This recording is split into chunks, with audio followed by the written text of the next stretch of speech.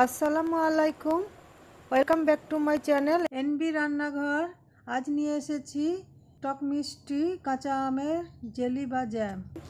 শুধু আমের আচার তৈরি না করে চাইলে এই ভিন্নধর্মী কাঁচা আমের জেলিটা তৈরি করে নিতে পারেন। এটা তৈরি করতে কোনো রকম আগার আগার বা জিলেটিনের প্রয়োজন পড়বে না। স্বাস্থ্যকর উপায়ে খুব সহজেই তৈরি করে বছর জুড়ে সংরক্ষণ করে রাখতে পারবেন। প্রথমে কাঁচা আমগুলো ভালো করে ধুয়ে খোসা ছাড়িয়ে টুকরো করে কেটে নিয়েছি। একটা কড়াইতে টুকরো করা আম ও পর্যাপ্ত পানি দিয়ে ঢাকা দিয়ে সিদ্ধ করে নেব। দেখুন সিদ্ধ হয়ে গেছে। এখন ছেঁকে নিয়ে পানিটা আলাদা করে নেব। এই সিদ্ধ আমগুলো ফেলে না দিয়ে আমের চাটনি বা আমসত্ত্ব তৈরি করে নিতে পারেন।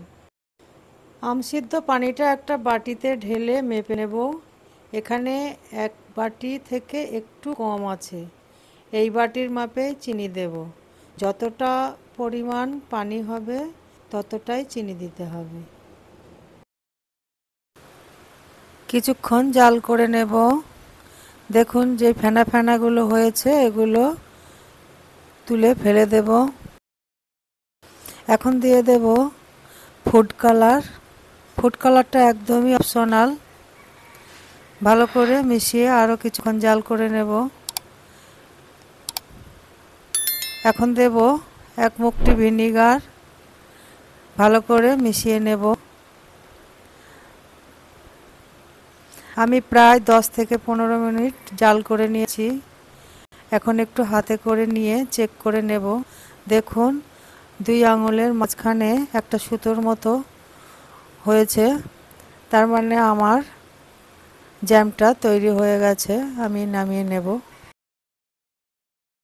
এরপর 7-8 ঘন্টা রেখে দেব। এর মধ্যে জ্যামটা সেট হয়ে যাবে। দেখুন জ্যামটা সেট হয়ে গেছে। এবারের গ্রীষ্মে অবশ্যই এই জেলিটা বানাবেন, নিজের আপনজনদের খাওয়াবেন। আপনারা খুব ভালো থাকবেন। আমার চ্যানেলটা সাবস্ক্রাইব করবেন, বেল বটনটি প্রেস করে সাথেই থাকবেন। বিদায় নিচ্ছি তাহলে, আল্লাহ হাফেজ।